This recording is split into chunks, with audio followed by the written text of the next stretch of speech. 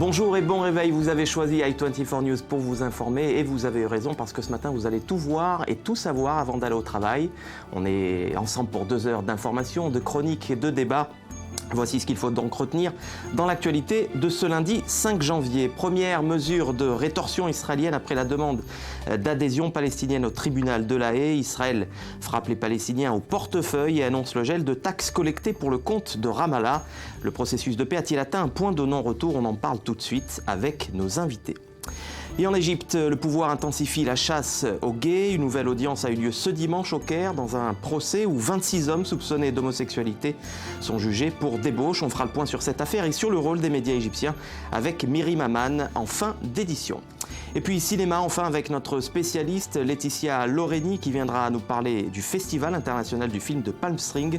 Ça se passe en Californie.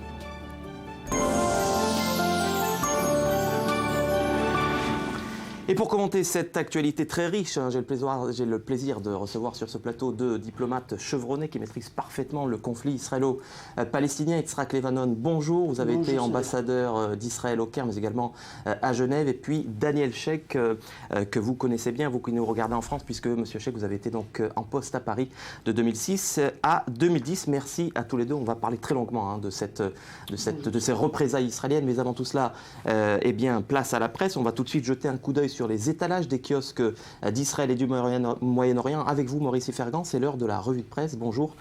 Vous allez nous parler d'abord d'un sondage dans la presse israélienne qui fait apparaître que les Israéliens semblent faire confiance à leurs institutions.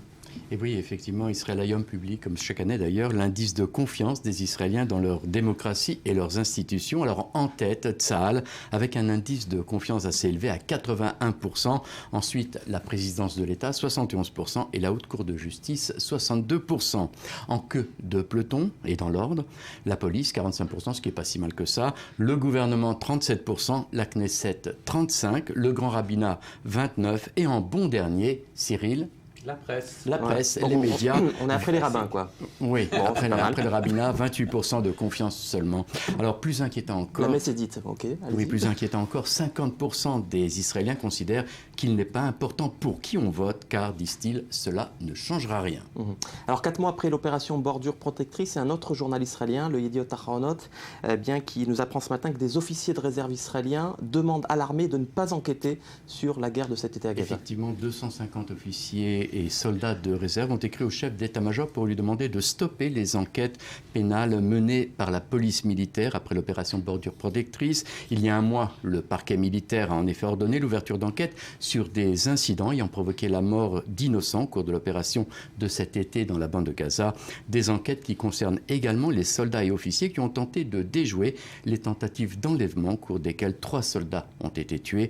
Les signataires ne sont pas contre le principe d'enquête, mais estiment qu'elles doivent être menées par des officiers supérieurs qui connaissent le terrain et les contraintes opérationnelles et non pas uniquement par des juristes. Allez, on jette un coup d'œil dans les colonnes du quotidien de gauche israélien Haaretz qui nous apprend ce matin qu'Israël s'active afin que les États-Unis réduisent leur aide aux Palestiniens suite à la saisine de la CPI. Exactement. Le gel des reversements des taxes prélevées au nom de l'autorité palestinienne n'est qu'une première mesure de rétorsion après la décision des Palestiniens d'adhérer à la Cour pénale internationale, estime un haut responsable israélien cité par Haaretz. Le cabinet restreint de sécurité devrait donc se réunir mercredi pour décider de mesures supplémentaires. Selon cette même source, des responsables israéliens vont entamer des consultations avec des représentants du lobby pro-israélien au Congrès des États-Unis pour s'assurer de l'application d'une nouvelle loi adoptée récemment. Une loi qui permet de suspendre l'aide annuelle américaine de 400 millions de dollars aux Palestiniens et qui ne confère pas au président un droit de veto.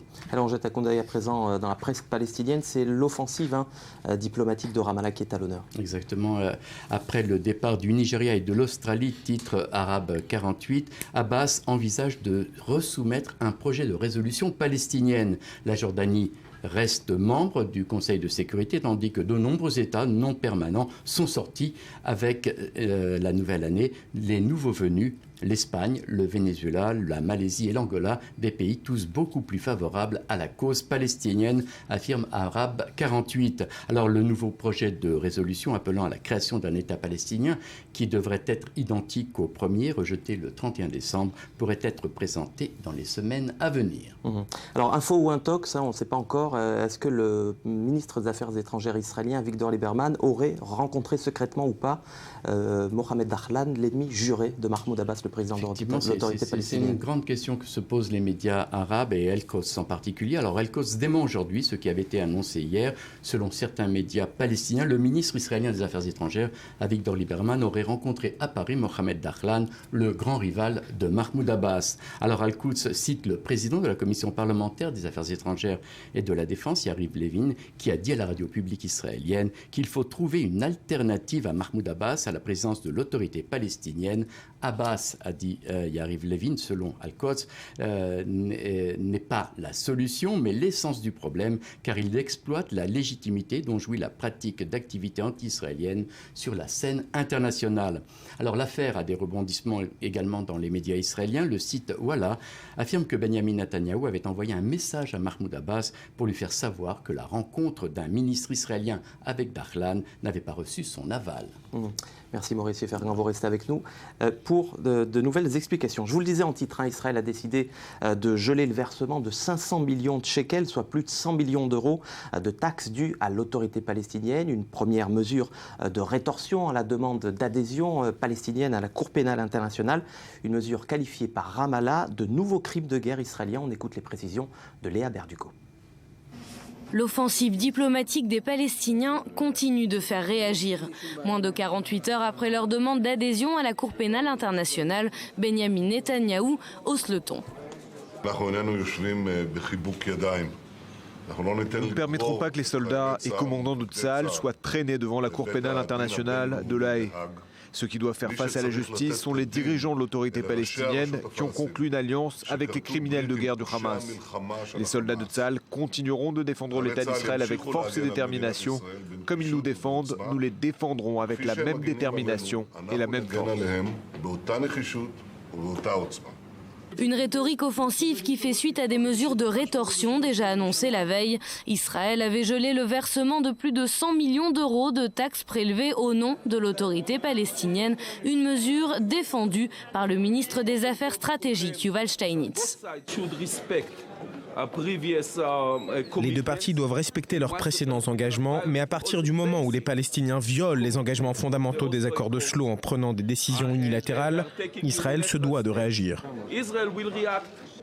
Pour Avigdor Lieberman, la demande d'adhésion des Palestiniens à la CPI prouve l'échec des accords d'Oslo. Le chef de la diplomatie israélienne considère que le plus grand défi pour Israël ne réside pas du côté des pays arabes, mais du côté de l'Europe. Il préconise donc une initiative diplomatique israélienne. Côté palestinien, le chef des négociateurs, Saeb Erekat, s'est élevé contre la mesure de rétorsion israélienne qu'il qualifie de crime de guerre et de punition collective.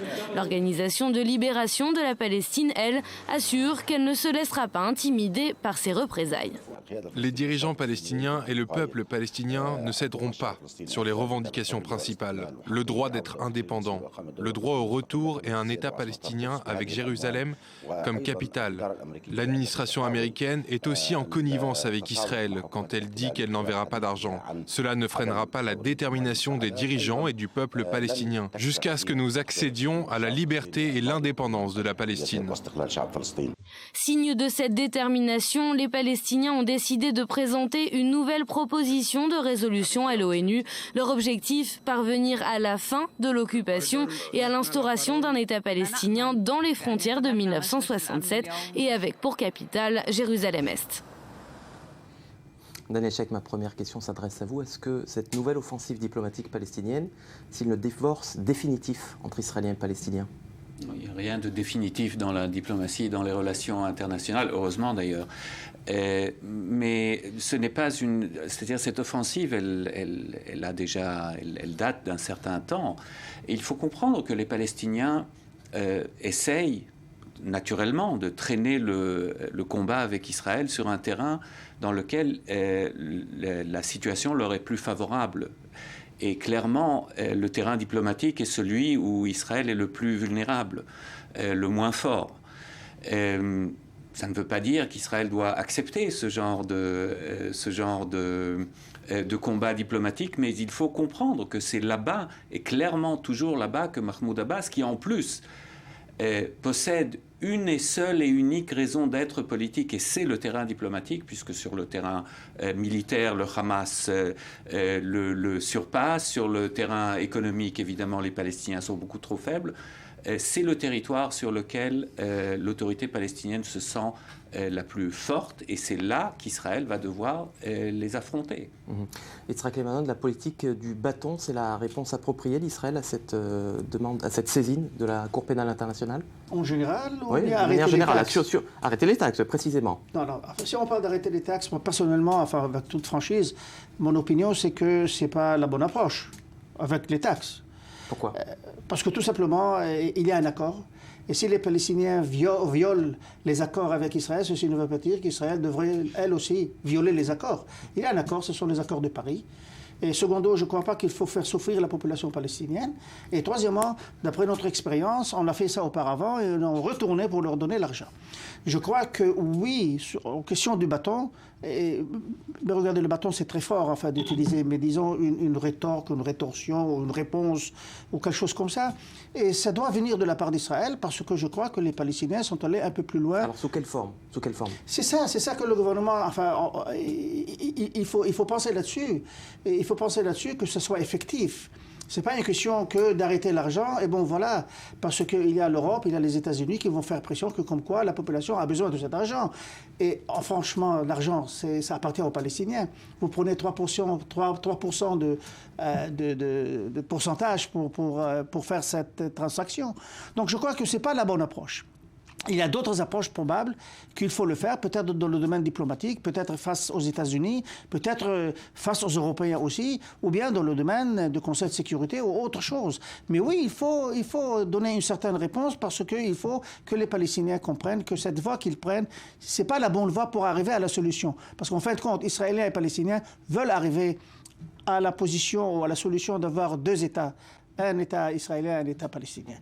On a quand même l'impression qu'on n'est plus dans une démarche à proprement dite symbolique. On n'est plus dans la ratification, dans la reconnaissance de la Palestine. Là, la ratification du statut de Rome, c'est quand même le but avoué de citer à comparaître des responsables militaires ou politiques israéliens. Alors on est vraiment dans une démarche très concrète. Non, c'est clair, mais là, je suis absolument d'accord avec l'ambassadeur Leimanon. D'abord, ça n'a pas une grande originalité. Retenir les grandes sommes de taxes collectées par Israël et qui sont de l'argent qui revient légalement, évidemment, aux Palestiniens, c'est quelque chose qui non seulement n'a pas été efficace dans le passé, mais qui en plus a tendance à nous affaiblir encore plus sur le terrain sur lequel nous sommes le plus faibles, c'est-à-dire le terrain diplomatique. Parce que qu'est-ce qui va se passer? D'ici 1 mois, 2 mois, la pression va monter, les pays européens, les États-Unis vont commencer à faire pression sur Israël comme ça a été le cas la dernière fois, et finalement l'argent va être versé aux Palestiniens, c'est clair, mais sous pression extérieure. Comment faire? Je n'ai pas une formule miracle, surtout à cette période où nous sommes en pleine campagne électorale en Israël, où on ne peut pas avoir une véritable diplomatie cohérente, où on ne peut pas avoir une vision pour l'avenir, puisque personne ne sait qui sera au gouvernement dans 3 mois. Alors, il faut temporiser, mais pour les Palestiniens, d'un autre côté, tous les 2 ans, ici, il y a des élections, ça dure 6 mois, 7 mois de gel de toute véritable activité politique et gouvernementale en Israël, c'est difficile pour eux. Moi, je pense personnellement que le statut de Rome et la Cour pénale internationale, c'est un bâton un peu moins effrayant pour Israël que certains essayent de le dessiner. Et chiche, on peut dire. Moi, je suis tout à fait pour. Si les Palestiniens veulent jouer la carte légale, je pense qu'Israël a une main suffisamment forte pour ne pas avoir peur de l'affronter. Et je reviens juste une seconde sur une des informations que vous avez citées. Un des moyens pour éviter des poursuites légales internationales, c'est d'enquêter par les moyens de la justice israélienne des événements qui pourraient être considérés éventuellement comme des crimes. Daniel Sheikh, j'aimerais vous faire réagir un instant au propos de votre ancien patron, Avigdor Lieberman, le chef de la diplomatie israélienne. Il s'exprimait hier lors d'un exercice que vous connaissez bien, messieurs, c'est la conférence des ambassadeurs à Jérusalem au sujet des accords d'Oslo. On l'écoute.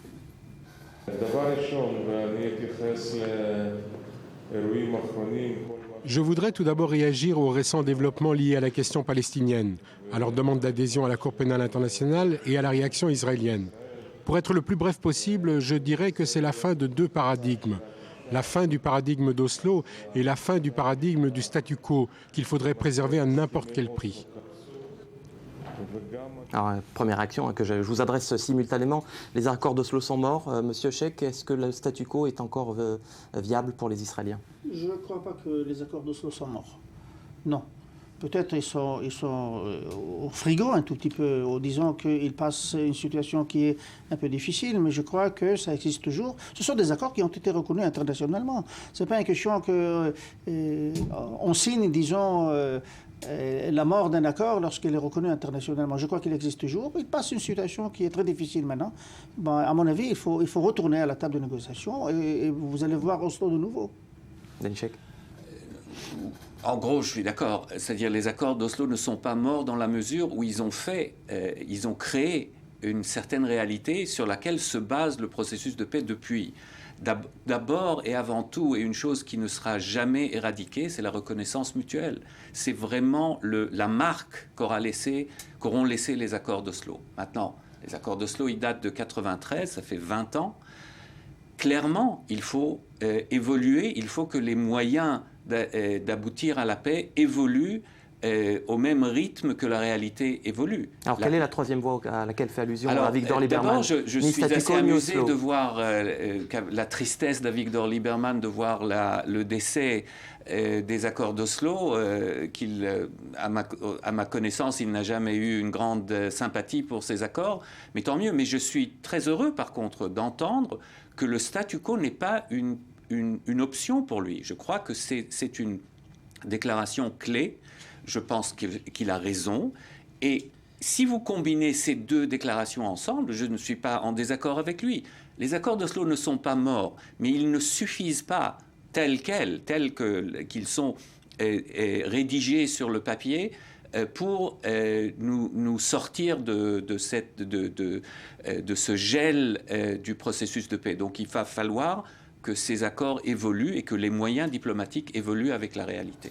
On va tout de suite rejoindre par téléphone le porte-parole du ministère des Affaires étrangères israélien, Emmanuel Narshon, avant de vous faire réagir au discours de Lieberman. Un mot sur le gel des taxes palestiniennes.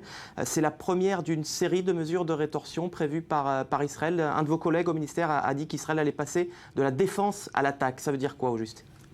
Oui, c'est-à-dire que le moment est venu de faire passer un message très très fort destiné aux Palestiniens et destiné aussi à la communauté internationale en disant ça suffit, on ne peut pas continuer comme ça, on ne peut pas se retrouver dans une situation où les Palestiniens mènent une espèce de guérilla diplomatique contre Israël à l'ONU et à travers des parlements en Europe et dans d'autres endroits encore sans qu'Israël réagisse. Est-ce que vous avez l'impression que les Palestiniens ont là abattu leur dernière carte en demandant l'adhésion à la Cour pénale internationale? Est-ce que vous pensez qu'ils sont sérieux lorsqu'ils menacent de dissoudre l'autorité palestinienne et de remettre les clés finalement de la Cisjordanie à Israël? C'est dur à savoir, je crois que c'est vraiment dur à savoir. J'ai l'impression qu'il y a quand même un élément de bluff dans tout ce qui est en train de se passer du côté palestinien, mais d'un autre côté, ce sont des déclarations qui sont inquiétantes pour Israël et qui sont surtout inquiétantes pour la perspective d'un retour éventuel aux négociations pour arriver à un accord de paix avec les Palestiniens. Je vois mal comment les principes de paix et de coopération sont compatibles avec le genre de tactique et de stratégie que mène maintenant l'autorité palestinienne. Une première réaction, donc on est dans une partie de poker menteur, bluff israélien, bluff palestinien. Daniel Sheikh, Yitzhak Levanon. Franchement, ça ne m'inspire pas grand-chose, les parties de poker, quand il s'agit quand même de questions existentielles pour les uns et les autres. Moi, j'attends impatiemment un gouvernement israélien qui prenne enfin l'initiative et qu'il ne soit pas sur la défensive sans arrêt, qu'il ne soit pas en mode de réaction sans arrêt. Ça fait des années que nous menons une telle politique. Et il est temps que la partie quand même infiniment plus forte dans ce conflit prenne son destin entre ses propres mains. C'est ça que j'aimerais voir. Asymétrique ou pas. On revient vers Emmanuel Larchon, porte-parole du ministère des Affaires étrangères. J'aimerais avoir votre avis sur les sévères accusations lancées hier par Avigdor Lieberman sur les Européens et leur position vis-à-vis du conflit israélo-palestinien. On écoute tout de suite Avigdor Lieberman.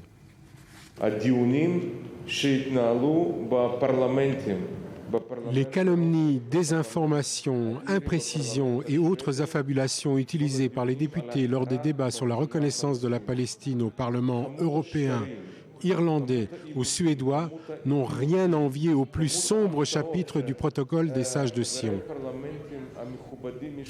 Votre réaction, Emmanuel Larchon ? Oui, je crois que mon ministre a tout à fait raison. Ce qu'on voit en Europe, c'est une dérive très dangereuse, dont la raison d'ailleurs n'est pas seulement un sentiment d'hostilité à l'égard d'Israël, mais je dirais aussi un espèce de besoin désespéré de plaire aux communautés musulmanes un peu partout en Europe. On a vu ça en France, on a vu ça en Suède et dans d'autres pays encore. Donc on cligne des yeux aux communautés musulmanes en tapant sur Israël parce que c'est facile. Donc c'est un espèce de processus qui est assez dangereux et qu'il faut absolument enrayer. Et c'est pour ça d'ailleurs que mon ministre a dit à juste titre que nos relations avec l'Europe, avec l'Union européenne, sont la première priorité de la diplomatie israélienne pour 2015. Merci Emmanuel Larchon. On rappelle que vous êtes donc le porte-parole du ministère des Affaires étrangères israélien. Yitzhak Lebanon, c'est vraiment pour séduire l'électorat arabo-musulman issu de l'immigration que les Européens sont si... En partie oui, mais ce n'est pas l'essentiel.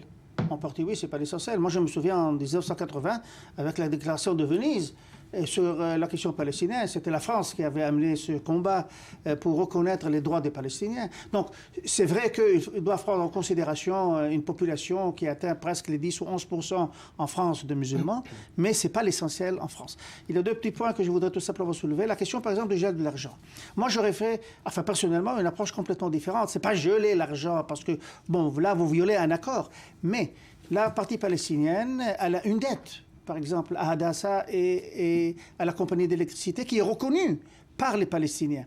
Donc, j'aurais fait de façon diplomatique, comme quoi je termine avec cette dette, mais le mettre de façon beaucoup plus positive pour ne pas permettre aux Palestiniens de dire ce qu'ils disent. Par exemple, qu'ils veulent dissoudre, l'autorité palestinienne, ce qui va nous amener dans une situation beaucoup plus difficile. La seconde chose, c'est qu'elle est beaucoup plus essentielle, c'est que moi, je ne suis pas tout à fait d'accord que lorsqu'on peint Israël, que comme quoi c'est la partie la plus forte. On a vu pendant la conflit asymétrique. Regardez, on a vu dans Gaza, on a utilisé la force, mais nous sommes les faibles aujourd'hui. Donc, c'est pas ça. À mon avis, il y a un petit problème, il y a un grand problème ici. C'est que moi, personnellement, j'ai essayé de comprendre et je continue de vérifier quelle est la politique palestinienne dans ce qu'ils font. Ça les éloigne de leur objectif. Ici, l'objectif, c'est un État palestinien. Et tout ce qu'ils font, ça va inciter Israël à une réaction, une riposte qui est nécessairement négative. Parce que si vous faites un pas qui n'est pas d'accord avec la partie israélienne, Israël devrait riposter, disons, de façon négative. Je crois que l'approche palestinienne, elle n'est pas la bonne approche de partir, d'aller au Conseil de sécurité, d'aller au tribunal, etc. C'est beaucoup plus facile, beaucoup plus court, beaucoup plus efficace de rester avec Israël et de parler dans le domaine diplomatique avec l'aide des États-Unis et des Européens. C'est ce que fait Mahmoud Abbas, semble-t-il. Mais non. Israël a longtemps attendu un leader charismatique palestinien qui abandonne la voie militaire. Est-ce que c'est pas l'occasion justement de faire la paix avec Mahmoud Abbas? Regardez, c'est pas un secret que Mahmoud Abbas et la partie palestinienne veulent changer, disons, le leadership en Israël, enfin changer Bibi Netanyahu. Eh bien, qu'il attend 2 mois, 3 mois. Peut-être que ça va arriver. Je crois que c'est beaucoup plus logique du point de vue diplomatique que de rentrer dans ces situations que comme quoi Israël devra réagir et ça fait partie de la politique interne israélienne sur les élections qui vont donner peut-être beaucoup plus de force à la droite. J'essaie de comprendre quelle est la logique palestinienne et j'avoue que je ne la trouve pas. Vous partagez ce point de vue, Daniel Sheikh? J'aimerais revenir un peu sur les propos sur l'Europe. Sur la charge en compte de l'Europe, oui. Je veux espérer que c'est la campagne électorale qui parle de la bouche de notre ministre des Affaires étrangères, parce que là, on est dans le grand délire. Les protocoles des sages de Sion, Munich, c'est ça l'Europe de 2014-2015. Si vous écoutez le discours du ministre français des Affaires étrangères devant l'Assemblée nationale en présentant une résolution sur l'éventuelle reconnaissance d'un éventuel et virtuel État palestinien, c'est l'abandon de la Tchécoslovaquie aux nazis. Honnêtement, on est franchement dans le grand délire. Qu'est-ce qui va se passer s'il y aura un vrai problème? Pourquoi d'ailleurs Avigdor Lieberman ne fait que citer l'Irlande et la Suède et le Parlement européen et il ignore complètement la France, la Grande-Bretagne par exemple? Peut-être par mesure tactique de ne pas offenser les amis les plus grands, les plus forts et les plus proches. Peut-être aussi a-t-il lu les textes et qu'il y a une différence. Mais honnêtement, dire qu'il y a une volonté européenne de sacrifier l'État d'Israël aujourd'hui, comme l'ont fait les puissances européennes par rapport, et la Grande-Bretagne surtout par rapport à la Tchécoslovaquie en 1939, franchement, c'est vraiment, il faut faire attention avec les mots. Je pense que nous avons un vrai problème avec l'Europe, mais le problème, il n'est pas que européen, le problème, il est aussi israélien. Ça fait quand même plus de 45 ans que l'Europe parle de manière assez conséquente d'un besoin de se retirer des territoires et de créer un État palestinien. Et au bout de 45 ans, on peut se dire que peut-être c'est compréhensible qu'ils sont un peu impatients.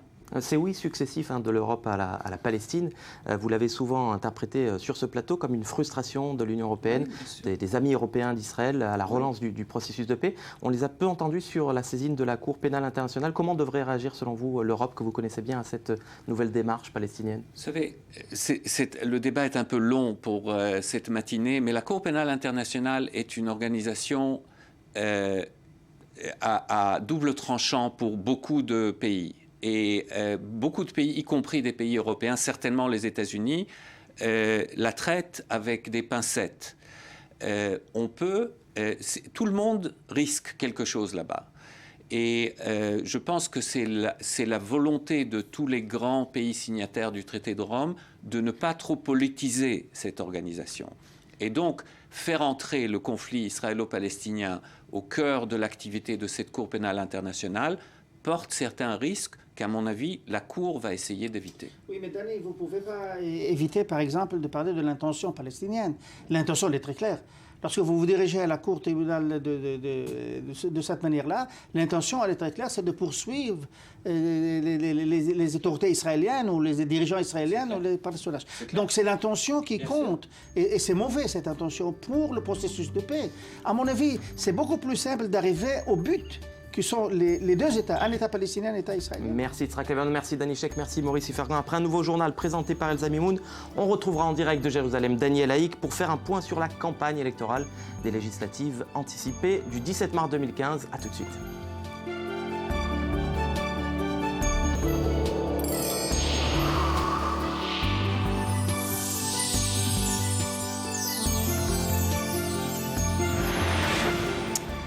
C'est le 17 mars prochain que se tiendront, vous le savez, les législatives anticipées en Israël.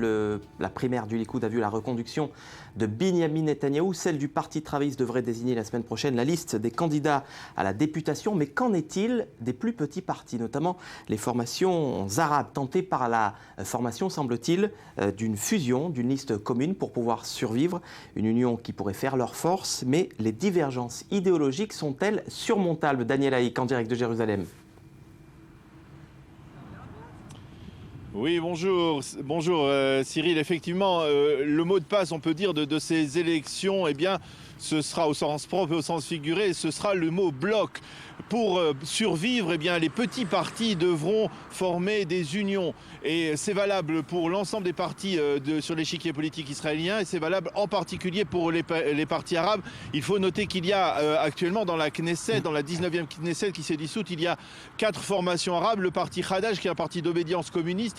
Il y a la formation Ra'am Tal, qui est déjà une formation d'union qui est, on va dire, proche du mouvement islamique israélien. Et puis il y a le mouvement Balad qui est plus nationaliste, on va dire, et laïque.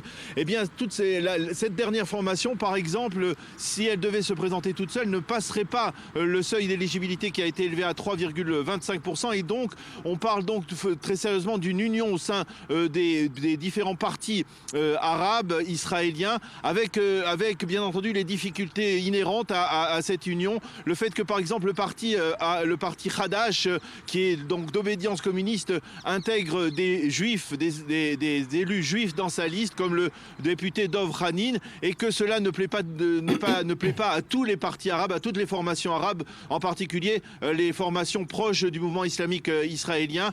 Et puis, mais il y a un phénomène important au sein des partis arabes. Si ces partis arabes devaient s'unir, eh bien les sondages leur accorderaient une représentation bien plus massive qu'elle ne l'est actuellement. Aujourd'hui, il y a 11 députés arabes israéliens à la Knesset, de formation arabe israélienne à la Knesset, et selon les sondages, il pourrait y en avoir 15 ou 14 dans la prochaine Knesset si les partis arabes parvenaient à s'unir. Et ça pourrait jouer en faveur de qui, finalement, cette union dans la création d'une coalition alternative à Benyamin Netanyahou? Est-ce que ça pourrait jouer en faveur des travaillistes, par exemple? Eh bien, ça jouerait très certainement, ça handicaperait très certainement la formation d'un bloc de droite ou même de centre-droite, et cela ferait le jeu du bloc de Yitzhak Herzog et Tzipi Livni, du bloc de centre-gauche. Effectivement, cela, dans le passé, on a vu que à plusieurs reprises, eh bien, les partis arabes israéliens pouvaient empêcher, dirons-nous, la formation d'un bloc de centre-droite ou de droite.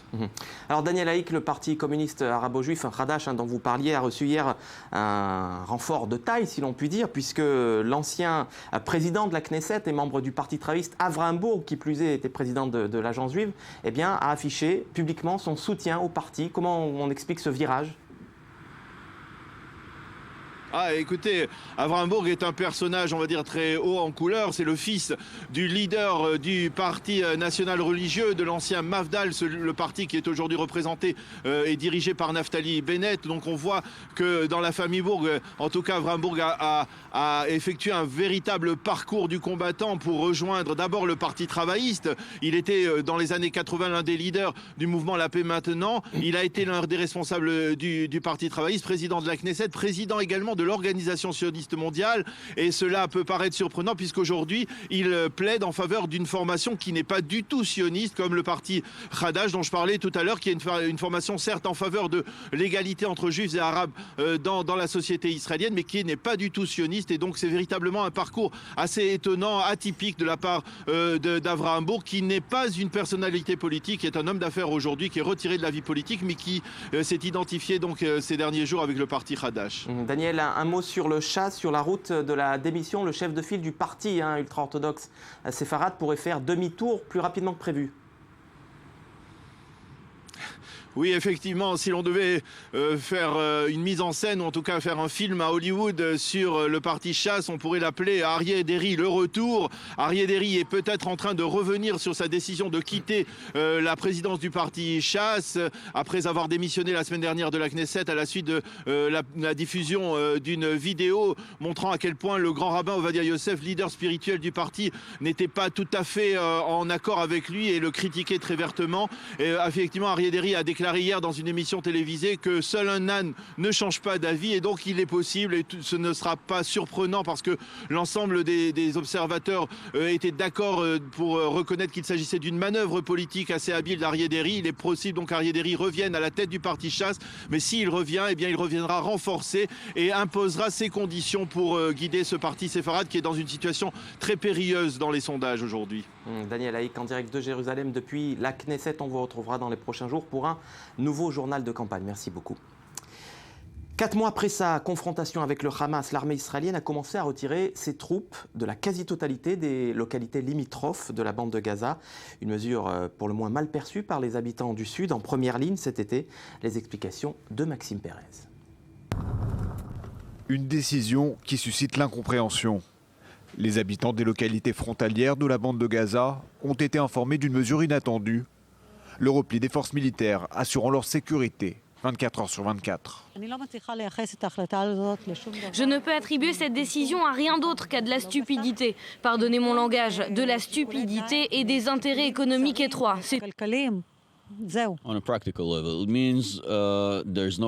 D'un point de vue pratique, cela signifie qu'il n'y aura pas d'équipe d'intervention en journée. En général, ce sont les soldats qui s'en chargent. Mais maintenant qu'ils seront retirés, les membres de la communauté qui le faisaient volontairement ne pourront même pas les remplacer car ils travaillent.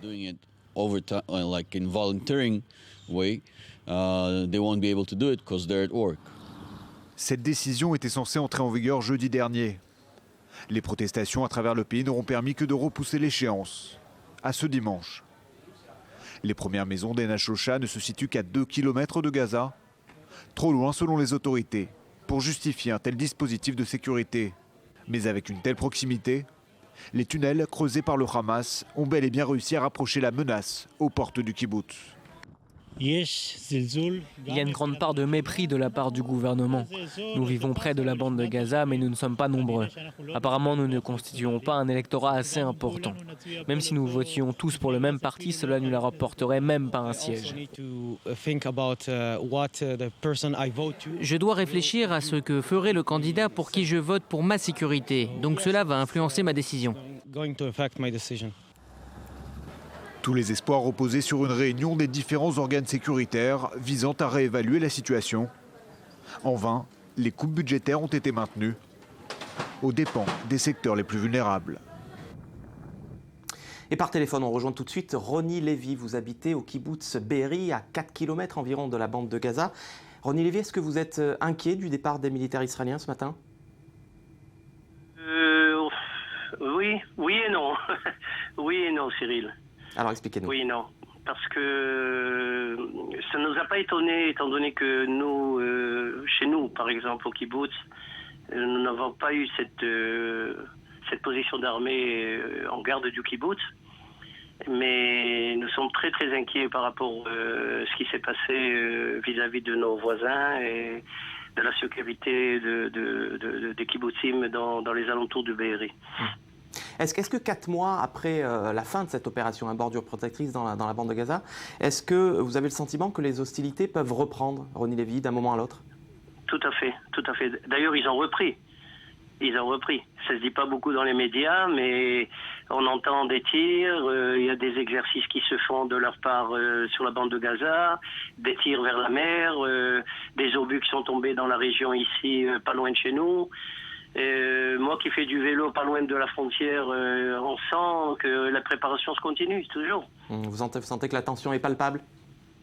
Eh bien, écoutez, vraiment, nous pensons que la situation est grave puisque l'armée n'est pas arrivée à une solution complète. Et donc, les jours à venir vont le dire. Et comme d'habitude, ça fait déjà 14 ans que ça se répète. Ça se répète, malheureusement. Pas de dissuasion pour l'instant. Ronnie Levy, merci beaucoup. Et m'a rejoint sur ce plateau Raphaël Jérusalemi. Bonjour, vous êtes un ancien officier des renseignements militaires israéliens. Raphaël Jérusalemi, sur quelle base l'armée israélienne prend-elle une telle décision d'un redéploiement massif des localités de la bande de Gaza ? Une base raisonnée et raisonnable, ce qui est exactement le problème. Donc raisonnée et raisonnable dans la mesure où il n'y a pas une nécessité absolue de surveiller physiquement tous ces villages qui sont un peu plus éloignés de la frontière, donc d'avoir des soldats présents en permanence, parce qu'il y a des patrouilles tout le long de la frontière, dans la région, il y a des drones qui surveillent, il y a maintenant un système que moi je traduis en français, paravent ou parvent, Magen Rouar, contre les obus à courte portée, qui vise ces villages. Et qui est efficace à ce jour ? Qui est efficace, qui a fait... On a vu que la plupart des victimes cet été quand même ont été sur la base des tirs d'obus de mortier. Oui, mais justement, j'en viens là. Après tout ce système, ce modus operandi dont je viens de parler, qui est raisonné et raisonnable militairement parlant, il y a la grave erreur de Tsahal, la décision lamentable du commandement Sud, parce que justement c'est raisonné et raisonnable. Ce modus operandi a fait ses preuves. Durant la période où il était implémenté, les gens du Hamas ont creusé 32 tunnels. Alors justement, à propos de ces tunnels, qu'est-ce qu'a fait l'armée pour déjouer cette menace? Qu'est-ce qui peut rassurer les habitants aujourd'hui des localités sur cette menace des tunnels? Uniquement ce qu'elle a fait par le passé, jusqu'à ce qu'elle acquiert les moyens technologiques de détection des tunnels souterrains, donc intelligence et surveillance. Et ne peut en aucun cas garantir une sécurité absolue des citoyens israéliens sur la frontière, d'où l'inconscience dans la décision de quitter les lieux aussi rapidement. Raphaël Jérusalemi, j'aimerais vous faire agir sur les propos d'un général de brigade. Il s'appelle Itai Virov, c'est le chef de la brigade de Gaza, et il s'est entretenu il y a quelques jours avec justement des habitants de ces localités israéliennes limitrophes de la bande de Gaza. Et il s'est exprimé notamment sur la dissuasion, sur l'absence de dissuasion israélienne dans la bande de Gaza. Je vous propose de regarder. Si l'objectif de l'opération était de dissuader, a-t-il dit, permettez-moi d'émettre quelques réserves. Il serait prétentieux, voire hautement arrogant, de penser que l'on peut dissuader un habitant du quartier de Choujaya dans la bande de Gaza, théâtre de sérieux affrontements entre l'armée israélienne et les combattants du Hamas cet été. Votre réaction? Je pense qu'un général qui s'exprime de cette manière devrait démissionner. Tout simplement. Nous ne sommes pas là pour avoir des généraux qui pensent sur un plan politique au lieu d'agir sur le plan militaire, qui en plus admettent leur incapacité. Car si l'opération n'a pas été achevée, c'est bien parce que des généraux de ce style n'ont pas proposé au niveau politique israélien un plan convaincant, un plan solide pour opérer dans Gaza. Ils n'avaient aucun but, aucun objectif, pas même la dissuasion. Alors si l'opération n'était même pas de dissuader, comme le dit ce général, pourquoi envoyer plus de 70 jeunes soldats à la mort ? Pour ne pas atteindre un objectif minimum qui est la dissuasion. Enfin, ça fait 4 mois quand même qu'aucun obus de mortier ou qu'aucune roquette n'a été tirée sur Israël. Est-ce que ce n'est pas le début justement des fruits portés par cette opération? Non, pas du tout. C'est une accalmie qui est trompeuse. Je crois que l'habitant du kibbutz que vous venez d'interviewer est beaucoup plus au courant de ce qui se passe. Il est sur le terrain. Je pense que cette présence sur le terrain est extrêmement importante et dans les villages. Je l'ai dit, une décision raisonnée et raisonnable sur le plan tactique, ça ne peut pas marcher face à une organisation terroriste. Ça pourrait marcher face à une armée ennemie. Nous parlons de terrorisme et il ne faut pas oublier le plan le plus important qu'ont d'ailleurs spécifié les maires des villages concernés, c'est le plan psychologique. Il y a là un enjeu psychologique. Or, le fait même que les habitants de ces villages ne se sentent pas en sécurité, perdent une sorte de confiance envers Tsahal, c'est très grave. Tsahal, c'est l'armée du peuple et pour le peuple. Et si ces villages demandent encore un peu de protection, après toutes ces années, je pense que Tsahal peut leur donner et devrait leur donner.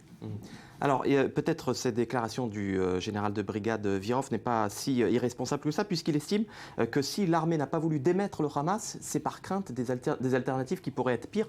Regardez, le Hamas est un ennemi cruel, mais les alternatives que je vois dans la péninsule du Sinaï sont pires. L'effondrement de la bande de Gaza peut conduire au pire. Est-ce que c'est l'intérêt de l'armée israélienne de maintenir le Hamas au pouvoir? Oui, alors d'abord, ce qu'il vient de dire, c'est insultant pour les Égyptiens. C'est un manque de confiance dans les forces égyptiennes qui, en ce moment, travaillent très dur dans le Sinaï. C'est ce qu'il dit, hein. Laissons les Égyptiens combattre les djihadistes, oui. Occupons-nous du Hamas. Les Égyptiens ont dit pendant plusieurs années, laissons les Israéliens combattre Gaza et nous en lavons les mains. Je pense que de nouveau une déclaration irresponsable. Je suis d'abord très étonné qu'il ait eu le droit de s'exprimer de cette manière. Le fait qu'il peut y avoir, il a été cité, le fait qu'il peut y avoir quelques, non, mais je connais très bien ces paroles. Je les ai étudiées hier. J'étais sous le choc. Et donc de dire qu'il peut y avoir quelque chose de pire que le Hamas, très bien. Comme quoi, qu'est-ce qu'il peut y avoir de pire que le Hamas qui creuse des tunnels pour atteindre des villages et tuer des enfants dans des écoles, qui visent des cibles civiles avec des missiles jusqu'à Tel Aviv. Raphaël Jérusalemi, on rappelle que vous êtes un ancien officier des renseignements militaires israéliens. Merci beaucoup pour ces explications. À suivre dans votre morning, la chasse aux homosexuels reprend de plus belle en Égypte, cette fois-ci avec la complicité des journalistes. Et oui, à tout de suite.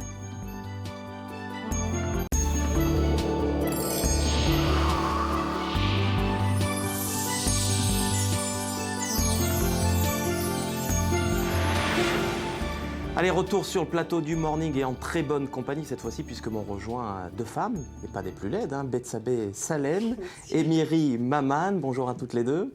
Vous allez bien ? Bonjour Cyril, ça va ? Bon, on va commencer avec vous, Bethsabée Salem, si vous voulez bien. Vous avez vu que j'ai pas écorché votre nom cette fois-ci. Ouais, beaucoup de concentration dans votre regard. Alors, 5 clics, 5 infos, c'est avec vous, Bethsabée. Et premier clic, vous nous emmenez donc en Allemagne, je crois. L'Allemagne, effectivement, qui change de ton à l'égard de la Grèce, à en croire Der Spiegel. Berlin serait prête à laisser sortir la Grèce de la zone euro. C'est ce qu'affirme le site web de l'hebdomadaire en s'appuyant sur des sources proches du gouvernement allemand. Alors, l'explication, bien la gauche radicale grecque a de bonnes raisons de pouvoir penser qu'elle l'emportera aux législatives du 25 janvier prochain et le cas échéant, la Grèce se débarrasserait volontiers bien sûr de cette ligne de rigueur budgétaire, comme l'explique notamment le Figaro qui conclut Angela Merkel et son ministre des Finances ont donc changé d'avis. Le gouvernement allemand jugerait même quasiment inévitable une sortie de la Grèce de la zone euro. Alors comment ça se fait, Cyril, que la Grèce ne veuille plus, que Merkel ne veuille plus à tout prix de la Grèce? C'est la question que pose l'Express notamment, qui rappelle qu'il y a 2 ans encore,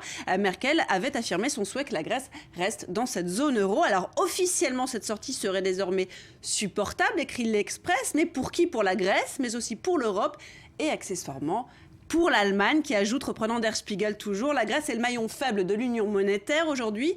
Son départ devrait donc renforcer la chaîne. Entendez, on se débarrasse des mauvais élèves finalement. On se débarrasse des mauvais élèves et alors on va demander justement l'avis à Dan Katarivas. Bonjour, vous êtes le directeur des relations internationales de l'Union des industriels israéliens. Bonjour. Alors cette volte-face de Berlin, selon vous, c'est un coup de bluff ou une véritable menace ? Je pense qu'il y a de tout. Il y a une tentative peut-être d'influencer les résultats des élections en Grèce pour essayer de dire à l'extrême gauche ou les gens qui vont voter pour l'extrême gauche en Grèce, écoutez, si vous voulez, allez-y, mais les conséquences peuvent être effectivement sorties de l'euro parce que nous ne sommes plus prêts à donner l'appui que nous avons donné jusqu'à présent à l'économie grecque. Donc il y a d'un côté une tentative peut-être de Merkel d'influencer la politique interne en Grèce, mais d'un autre côté, la réalité sur le terrain est qu'aujourd'hui, la situation, je dirais, de l'Europe n'est plus ce qu'elle était il y a 4 ans, où la grande crise, où on parlait effectivement de dégringolade et du Portugal, et de l'Irlande, et de l'Espagne, etc. Aujourd'hui, si seulement la Grèce décide de quitter la zone euro, c'est tout à fait possible, puisque, je dirais, l'économie grecque n'est pas une économie tellement importante pour la zone euro, et je pense qu'on essaye de préparer un scénario alternatif où effectivement la Grèce peut quitter la zone euro sans porter atteinte à la stabilité de la zone euro tout entière. Donc il y a de tout là-dedans, il y a et du politique pour un grec et également, je dirais, une repensée de possibilité de la zone euro de voir un des pays quitter sans qu'il y ait ce qu'on appelle le phénomène de contagion, puisque et le Portugal, et l'Irlande, et l'Espagne ne sont plus, et l'Italie ne sont plus dans la même situation qu'il y a 4 ans. Et la Grèce est toujours le maillon faible de l'Union européenne. On se demande pourquoi aussi l'Allemagne renoncerait à ces sommes colossales qu'elle a investies justement pour sauver ce maillon faible. Est-ce que ces sommes-là s'envoleraient en fumée ? Écoutez, ce n'est pas des sommes colossales, tout est relatif. Je pense qu'effectivement, à l'époque, il y avait surtout, je dirais, des banques, d'ailleurs même des banques françaises qui étaient impliquées en Grèce. Les choses ont été restructurées. Donc aujourd'hui, je dirais, l'enjeu n'est pas aussi grand au niveau financier qu'il l'était il y a 4-5 ans. Donc il y a une nouvelle situation où on peut voir des nouvelles règles du jeu qui vont être établies et la Grèce étant en dehors de la zone euro, elle ne sera pas en bonne situation. Mais je pense qu'il y a une exaspération et du côté grec et du côté allemand des relations entre les deux pays. Donc peut-être qu'un divorce est une bonne chose parce que vivre ensemble dans les situations actuelles est probablement problématique. Pourtant, le parti Syriza, qui est donné favori lors des prochaines législatives, n'envisage pas de sortir de l'euro, mais simplement de renégocier les conditions de l'aide européenne. Écoutez, il y a différents, il faut comprendre. D'abord, la Grèce reste toujours au sein de l'Union européenne.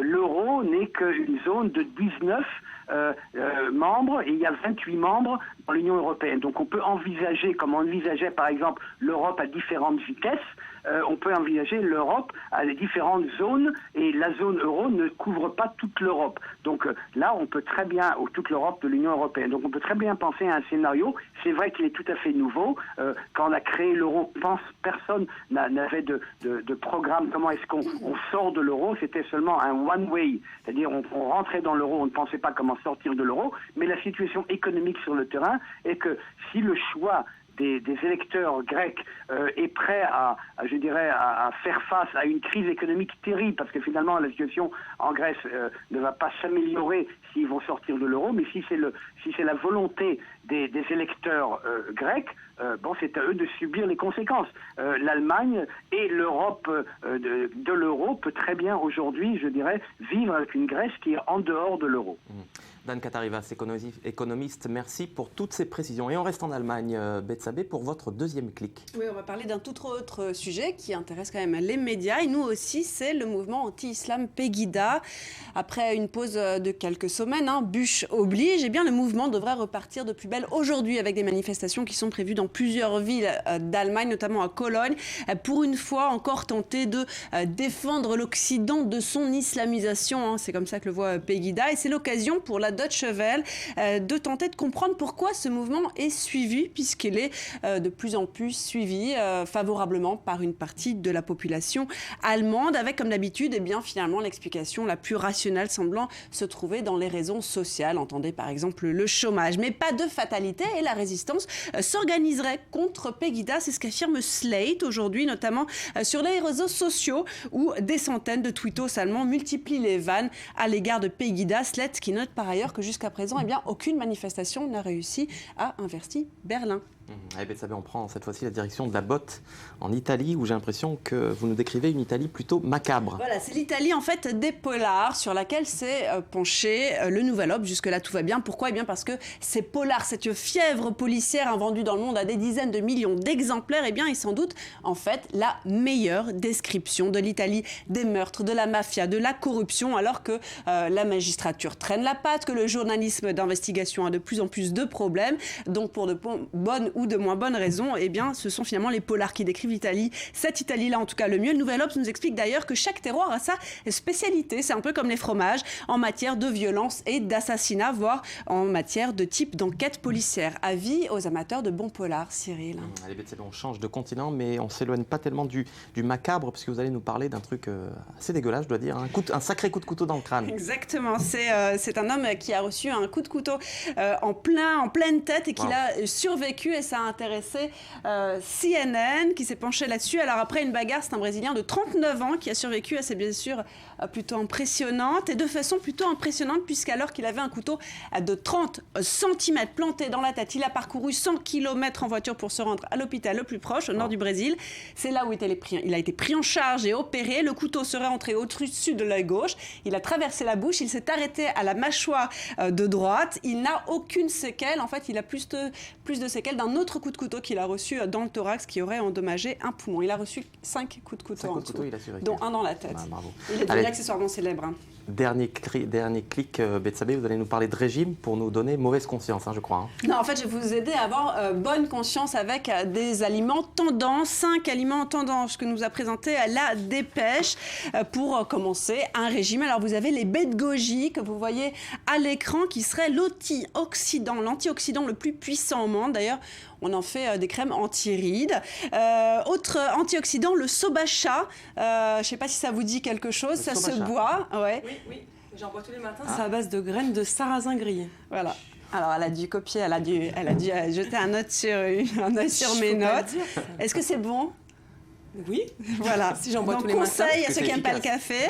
Elle va nous le dire bientôt en antenne. Alors, le wakame, c'est une algue japonaise. Vous avez dû la voir flotter dans la soupe miso dans un restaurant japonais. C'est utilisé dans l'industrie pharmaceutique pour produire des coupes fins. Voilà, donc si vous voulez vous remplir de wakame avant le repas, ça vous aider à moins manger. L'agar-agar qui remplace la gélatine dans de nombreuses recettes de cuisine. Alors, figurez-vous que les japonaises l'utilisent pour se couper la faim et le diluent dans le thé. Alors, attention, sensation de satiété immédiate, sauf que d'une part, il faut boire la boisson avant que ça se gélifie, forcément. Et puis attention. Vous dites satiété, vous ? Vous êtes comme ça. Satiété. D'accord. Non, mais on dit comme on veut. Hein. C'est l'effet agar-agar, c'est tellement antioxydant que ça me...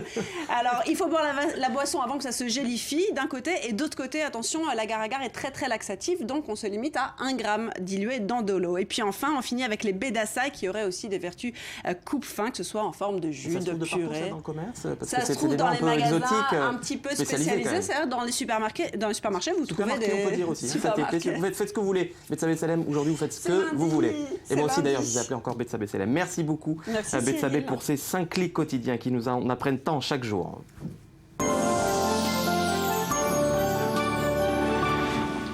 Myri Maman, direction l'Égypte à présent avec vous. L'Égypte qui a connu, on sait, un nombreux changements ces dernières années, le printemps arabe et ses présidences successives qui, on ne peut pas dire, est apporté beaucoup de bonnes nouvelles et de liberté pour certaines communautés.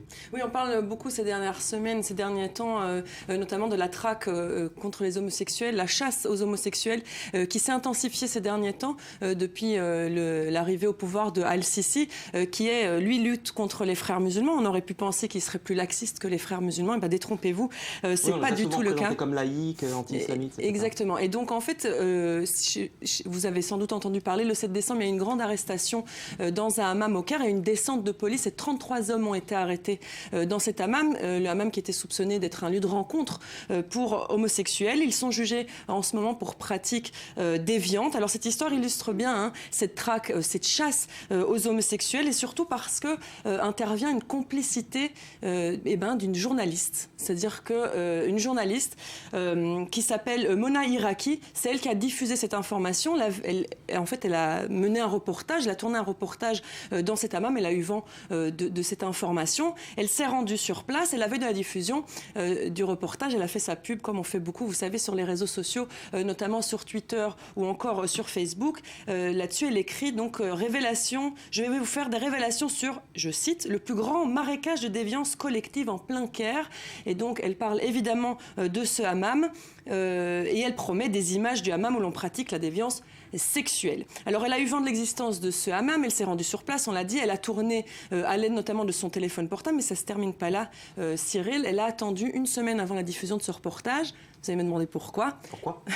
Tout simplement parce qu'elle a dénoncé le hammam et ses hommes et elle a attendu que l'arrestation ait lieu et que la descente de police ait lieu pour pouvoir la filmer et la diffuser dans son documentaire. Alors c'est l'illustration parfaite, Cyril, de cette chasse aux homosexuels qui est non seulement menée par le pouvoir de Al-Sisi mais également par les médias qui sont prompts et très volontaires d'ailleurs pour dénoncer l'homosexualité et également pour jeter les homosexuels en pâture au public, c'est-à-dire que beaucoup publient des images, des photos et même les noms des personnes soupçonnées d'homosexualité.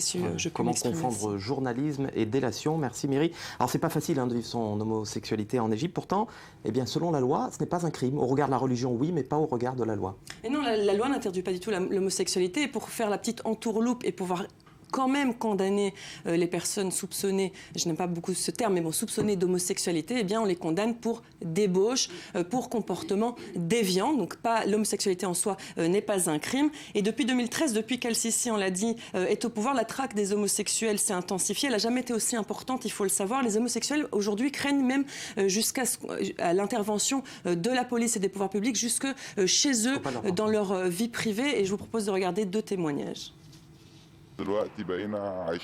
Maintenant, on vit dans la peur. À n'importe quel moment, la police peut entrer chez nous pour nous arrêter. On ne peut plus aller sereinement dans les lieux où on rencontrait d'autres gens, dans les cafés ou même les fêtes, car la police peut y faire des descentes.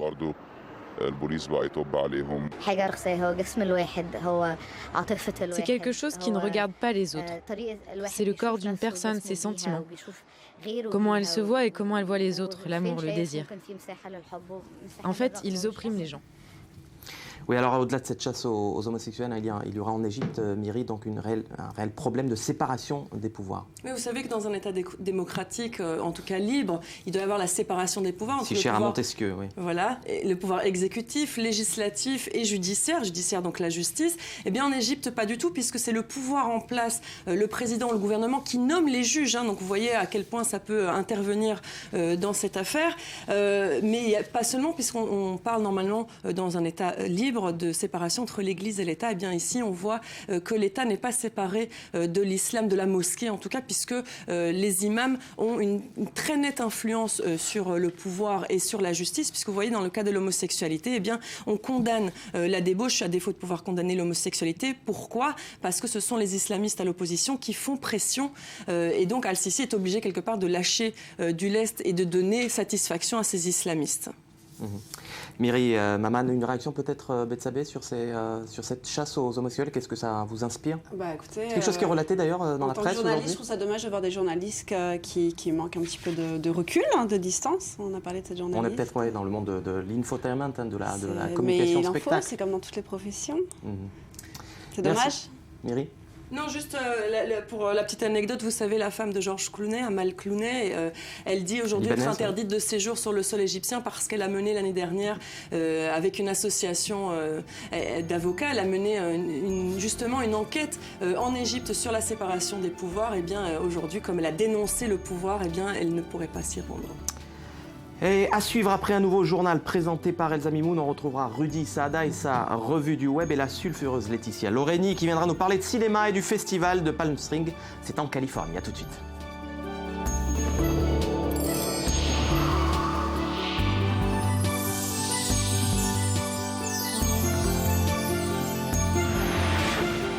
Et bienvenue dans cette quatrième et dernière partie du Morning. On rejoint sur ce plateau nos chroniqueurs endiablés, Rudy Saada et Laetitia Loreni. Bonjour à tous les deux, ça va? Bonjour, ça va. Bon, on va commencer par vous, Rudy. Vous avez déniché pour nous les meilleures perles de la toile. On va commencer par cette image publiée sur la page Facebook du Fatah qui fait polémique. Oui, cette image, on va la voir. C'est un dessin qui montre des crânes ornés d'étoiles juives avec comme titre « À jamais sur vos crâne. Elle vient de la page Facebook du Fatah et elle a été publiée à l'occasion du 50e anniversaire de l'organisation et elle fait polémique. Mahmoud Al-Aloul, qui est un des porte-parole du Fatah, a dû se justifier de cette image vendredi dernier sur la chaîne CNN. Il a précisé, je cite, que le Fatah n'a pas conçu cette image et que l'image et le texte ne reflètent en rien les opinions du Fatah. Il a même ajouté qu'il avait immédiatement, après cette interview, ordonné de la retirer, ce qui a été fait depuis. Le problème, c'est pas la première fois que cela arrive sur cette page Facebook.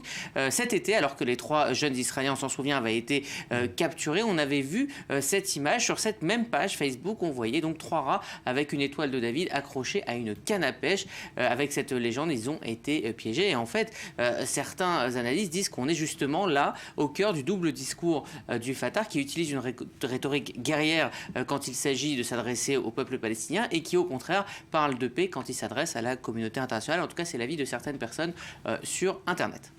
Vous nous parlerez de la maladresse du jour. Oui, il aura fallu 45 tweets et 3 mois pour que Mark John Taylor, alias Mohamed Daniel, djihadiste de son État, se rappelle d'enlever la géolocalisation de ses tweets. Vous savez que quand vous tweetez, automatiquement, si vous ne le retirez pas, on sait de là où vous tweetez. Résultat des courses, il a pu être traqué pendant 3 mois par un site canadien spécialisé dans le suivi des djihadistes. Alors il est passé on apprend qu'il est passé par les villes syriennes détenues par l'État islamique comme Kafar. Il est revenu ensuite à Raqqa et début décembre, et le site qui s'appelle Ibrabo a même localisé la maison dans laquelle il a passé une semaine au sud-ouest de la ville de Tabqa. Rudy Saada est au cinéma et le djihadiste est à Raqqa. Ouais, c'est pas mal. La géolocalisation. Ça nous rappelle la géolocalisation de soldats ukrainiens qui avaient été aussi géolocalisés. Absolument, il y a eu la même histoire. Absolument, il y a eu la même histoire. Et au final, voilà, ce sont des précautions à prendre. Et d'ailleurs, l'État islamique a fait passer une circulaire il y a quelques temps. Je vous en avais aussi désactivé la géolocalisation. Absolument. J'en avais parlé sur ce plateau. Une circulaire en disant attention aux réseaux sociaux, puisque cela donne énormément de renseignements à tous justement les services secrets qui travaillent pour refaire un petit peu la carte de l'État islamique et de savoir qui est où. Et donc toutes ces informations, photos, selfies, etc. sont très très précieuses pour les services de renseignement occidentaux. Donc voilà. Alors, Quelle a été la réaction du jeune Taylor, donc, qui a été pris la main dans le sac? Alors Taylor, il a été très très vexé. Alors son compte a été supprimé, mais peu avant que son compte soit suspendu, il a tweeté ceci: j'ai toujours eu l'intention de me localiser, venez me chercher, je suis au cœur de l'État islamique. Donc voilà, et il avait même, voilà, c'est du même pas peur. Il avait même tweeté un selfie avec un autre djihadiste qui lui a été aussi localisé. Donc il a fait un tas de bourdes, et là l'État islamique lui a dit vraiment de tout fermer, lui a tout confisqué. C'est terminé. Voilà, là on voit la fameuse circulaire qui dit de faire très très attention avec les réseaux sociaux. Et on a vu il a peut-être raison de pas trop s'inquiéter quand on voit le peu d'entrain qu'a la coalition internationale à mener l'opération au sol, justement, pour aller dénicher ces djihadistes. Allez, on finit avec le coup marketing du jour, Rudy. Oui, alors beaucoup d'internautes criaient depuis des mois leur envie de voir revenir la marque de fast-food Burger King dans leur ville. On sait que Burger King est revenu en France en 2012 et donc s'installe petit à petit dans les villes de France. Alors c'est le cas de cette adolescente derrière le compte de Vanoukia. Le 30 octobre dernier, elle a tweeté ceci, regardez: quand il y aura un Burger King à Lille, je vous paierai tous un menu, retenez bien. Alors à l'heure de faire les travaux, vous le voyez, à l'heure de faire les travaux pour ce restaurant à Lille, pour l'ouverture, voici donc ce que l'enseigne a mis en guise de bâche en géant. Le tweet donc en géant. Depuis, Vanoukia est donc assailli par les demandes, les commandes de menus d'internautes pour obtenir leur menu gratuit. Et comme vous le voyez sur ce tweet, elle prend ça avec évidemment le sourire. Et je pense qu'elle ira à l'ouverture de ce restaurant. Et elle a dû booster du coup le nombre de ses followers. Oui, en tout cas, Burger King est très très fort en buzz sur les réseaux sociaux depuis leur retour en France. Merci Rudy Saada pour ces petites perles de la toile. Merci beaucoup. Rima Olvera est une chef cuisinière originaire de Californie. Aujourd'hui, elle crée son restaurant Oasis en plein cœur de Tel Aviv et elle amène des saveurs du monde entier dans chacune de ses assiettes. Tokyo, San Francisco, Hanoï. Voici donc les noms de ses plats proposés dans son restaurant. De la street food à la cuisine gastronomique, Rima Olvera partage toute son expérience de globetrotter. C'est un portrait signé Laurent Tolila. My name's Rima Olvera, and I'm a chef and owner at Oasis in Tel Aviv. Wanting to do something as a tiny kid, I knew I wanted to be a cook. My mom and my dad were really extreme hippies. We lived on a commune in Northern California with like some other hippie families, and a lot of the things we were doing in our hippie life was going out and learning about all of the plants and everything that was edible that was around in this countryside, which was full of amazing things. And the day I graduated from high school, I put all of the stuff that I owned, which wasn't a whole lot at that time, and I moved to San Francisco. And there I started working in lots of different places, going to where I thought the best place would be. Eventually, I was at my first real sous chef job was called, it was a place called Matansumi. And it was a Japanese woman who had been a hotelier, one of the first women hoteliers in Tokyo. So it's just like this kind of mentality got into me that everything has to be perfect. I had a terrible midlife crisis, like terrible, and I really actually had a nervous breakdown, and I really wanted to see something else of the world. So I decided I'm gonna make Aliyah. I couldn't believe how different things were. Culture shock times a million. I didn't know what to do, but because I'm super stubborn by nature, I said, okay, I made this decision, so God damn it, I'm gonna make the best of it. Now I love it. I love it, or I wouldn't stay and I wouldn't have made, my place here. What I think makes Oasis unique is that we're doing everything by feel, by taste. They're learning how to make things the right way. The more we share ingredients, knowledge, stuff, the better the level will be. I don't read cookbooks. I specifically don't look at anyone else's stuff. When I think of a dish, I think of it completed. Like Mexico is one of my favorite places in the world, so we from time to time make something that's exact. Like now we're making a kind of achiote tacos that we're making the corn tortillas by hand, so it's a memory of something that someone who's been to Mexico City and eaten these specific kind of tacos with everything, it will bring like a flashback. So I decided to have the concept of Oasis be as if it's like you're choosing like a trip around the world. Like you're looking at the menu, and that's why we have the names of the main dishes from a city or a place. My crew, my sous chef, they're not just my staff, or they're my best friends. We do everything together. I wouldn't have this place if it wasn't for this crew and these guys. It's our place. It's not my place. Rudy Sadin, vous avez l'air de regarder ce portage avec... Oui, ça donne envie, hein. C'est pas au petit-déj, mais un peu après. Non, c'est vrai que les Israéliens sont quand même de plus en plus friands de saveurs hors houmous, on va dire, hein, qui viennent d'ailleurs, et ce genre de restaurants se multiplient. Puis il y a aussi un autre phénomène, c'est que la street food, hein, justement, les plats les plus simples du monde gagnent leur lettre de noblesse et arrivent dans des restaurants très tendances. Et il y a cette tendance à maintenant, on va dire, donner des lettres de noblesse à des tacos, hein, comme on voit, enfin, voilà, ce genre de street food. Est-ce que c'est pas un petit caprice de la bourgeoisie occidentale justement d'apprécier la street food mais version luxe quand même, hein, revisitée dans un restaurant 4 étoiles ou 5 étoiles. C'est un des paradoxes en effet. C'est un des paradoxes. Et vous avez connu Israël justement avec ces magasins, ces restaurants Tromous, etc. Vous avez l'impression que Tel Aviv est en train de devenir vraiment une capitale de la gastronomie mondiale. Est-ce qu'il est en train de se dégager aussi une gastronomie israélienne peut-être? La gastronomie israélienne, il va falloir attendre, hein, c'est une gastronomie moyen-orientale, mais il y a de plus en plus de chefs qui sont réputés au niveau international, oui, et qui essayent des choses. Et il y a des très jolis restaurants, on en voit souvent dans les reportages de Lorraine Tolila, qui ouvrent à Tel Aviv avec des concepts. Et c'est souvent des gens qui ont voyagé et qui ramènent, comme cette personne, qui ramènent des saveurs d'ailleurs. Et évidemment, ça marche puisque les Israéliens ont très envie de se porter vers l'extérieur. Alors justement, la gastronomie, la culture gastronomique, c'est un bon moyen, un bon passe-partout pour voyager, Lorraine Tolila? Laetitia Lorraine. Lorraine Tolila, mais oui, Laetitia Tolila, mais on est en fin d'émission, on est décontractés, on est entre nous, il n'y a pas de problème. Lorraine Tolila, c'est elle qui a signé le portrait, oui, on le remercie, Lorraine Tolila. Alors Laetitia Lorraine, donc c'est un passe-partout, la culture gastronomique, être chef cuisinier, c'est un bon moyen de voyager et de justement de véhiculer son voyage à travers les plats qu'on prépare, oui, dans un restaurant télévisé ou ailleurs. C'est un bon moyen de grossir. C'est un bon moyen de grossir, justement. Je fais la transition puisque... Ben oui, vous allez nous parler de ce festival de films, du film. Du film où justement les stars... Non, mais je l'ai prévu. Non, mais oui, on est tous en train d'essayer de nous débarrasser de nos kilos en trop dus au fait, un petit peu trop de foie gras personnellement. Et bien les stars... C'est toujours avant quand une fille qui est très mince, hein, on va dire, hein, honnêtement, quand elle vous fait ce genre de remarques, c'est très énervant.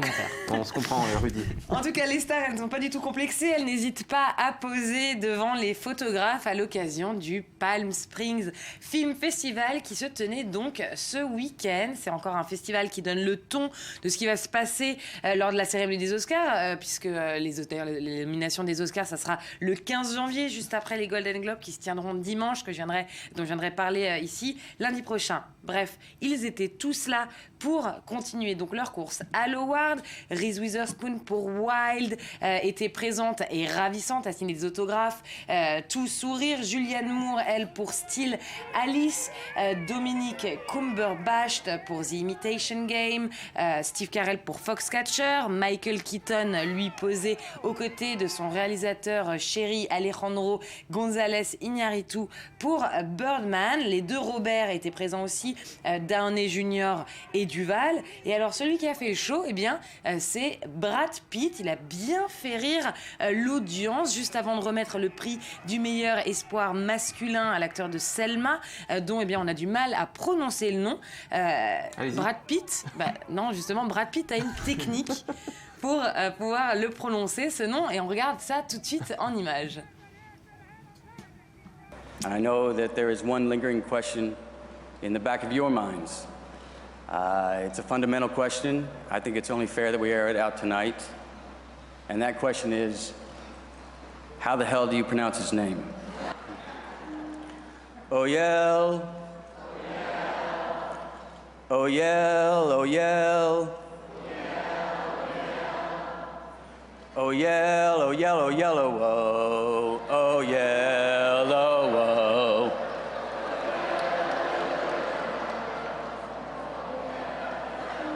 Everybody, oh, yellow, yellow, yellow, oh, yellow, oh. Come on, people. C'est presque un stade de foot, là. Voilà, donc maintenant on peut bien se rappeler que ce nom, c'est David Oyelowo. Voilà. Et c'est donc le jeune homme qui a remporté l'espoir masculin. Et lui, sa réaction a été bien un revers à Brad Pitt d'hommage. On regarde ça en image tout de suite. You know you have broken through when Brad Pitt sings your name. Donc voilà, après Steve Carell, donc l'acteur de Foxcatcher, a lui ironisé en rendant le l'award à Julianne Moore et en chantant lui aussi Julianne Moore, en prononçant bien chaque syllabe de son nom pour que les gens se rappellent de l'actrice, du nom de l'actrice correctement. Voilà pour les Palm Springs Awards, qui est une cérémonie qui n'est pas retranscrite à la télévision. C'est d'ailleurs pour ça qu'on dit que cette cérémonie, c'est un peu comme la répétition générale pour les prochaines cérémonies à venir, et c'est aussi un moyen pour les gagnants d'avoir plus de liberté dans leur speech, de faire des essais, des catchphrases comme on dit, et de faire des remarques plus riches, disons, puisqu'en fait c'est pas télévisé, donc ils peuvent dire ce qu'ils veulent, ça sera pas, ils se feront pas. Pourtant on a les images. On n'a pas les images. Ouais, cette cérémonie, c'était bien des images de cette cérémonie. Alors on a les images puisque j'ai envoyé ma petite souris. D'accord, en caméra cachée. Non, c'est pas une caméra cachée, mais c'est vrai qu'il n'y a pas beaucoup de télévisions qui ont le droit d'avoir des images, et I24 a eu, et i24 a eu ses entrées. Pour les perdants, ceux qui dépriment, il n'y a pas tellement de déprime à avoir, puisque c'est pas vraiment un palmarès. En fait, les célébrités qui s'y tiennent à ce festival savent à l'avance qu'elles vont recevoir le prix. Je voulais nous montrer une bande-annonce, je crois. Justement, en parlant de déprime, le monde est parfois cruel, mais maintenant, voilà, les déprimés ont un film pour eux. Rien que pour eux, on regarde tout de suite la bande-annonce des Nouveaux Sauvages, un film dont tout le monde parle, argentin-espagnol, produit par Almodovar. Voilà en images.